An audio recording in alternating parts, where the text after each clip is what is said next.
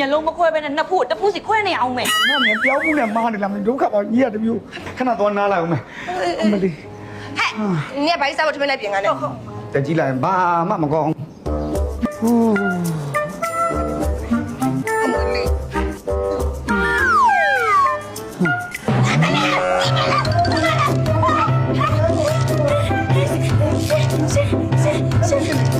ငါခဏရောက်နေတယ်လေသူလေ စပိုက်တကတော့ရှင်းအောင်လာလေဒီတော့ပြတက်ကကြီးနေပြီနောက်လာတာတော့လောက်တာပါအောင်လေလောက်တာပါ ဟုတ်ကဲ့လေဘာဖြစ်ချင်လဲဟမ် ဘာကြီးတမှုတော့မပြီးသေးဘူးအဲ့ဒါကိုဘာချက်လုပ်ပြန်ပြီလဲ ဖေးပေးပေးကြမ်းပေးပါကွာငါဘာမှမလုပ်ပါဘူးနေအောင်ဒီတကယ်မှဘလို့လို့အိမ်ရောက်နေဘယ်သူလို့သူက ဟိုအဲ့ဒါဘာကြီးမျိုးရဲ့တငယ်ချင်းဟိုမျိုးမာတဲ့ပစ္စည်းလာပို့လာလို့ခေါင်းကလေးခဏပေးလိုက်ထားတာဟိုတော့ online ဈေးရောက်တာ ဩဒါကြောင့်အဲ့လောက်အာပြဲနေတာကို နေရလေနေပိုင်နဲ့ကတော့ဘာဖြစ်စေချင်တာလဲ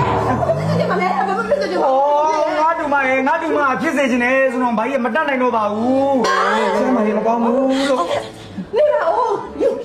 ထိုင်နေဘာလို့လဲ နေပိုင်ရငါ့ကိုလေဖတ်တယ်ပြီးတော့ခွာတယ်ငါကျင်းတော့မအဲ့ဒါရှင်းမယ်ငါတော့မကျင်းတော့ဘူး ဘာကြီး ဟေး ပိုက်ခကြီးလေးလုံးကုန်ပြီလား မလို့ငါเจ้าငါသိပါလေငါเจ้าငါသိပါလေမလို့မဟုတ်ကွာဩဒီမှာငါမာရတာဩ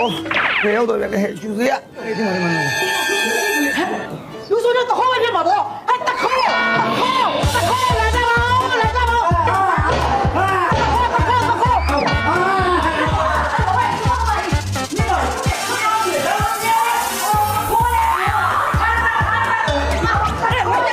ခေါ်လေးဟာနေပြီခေါ်လေးပြန်လေ ဘာလို့လဲဖိထားတာလေအခုဖားနေတာ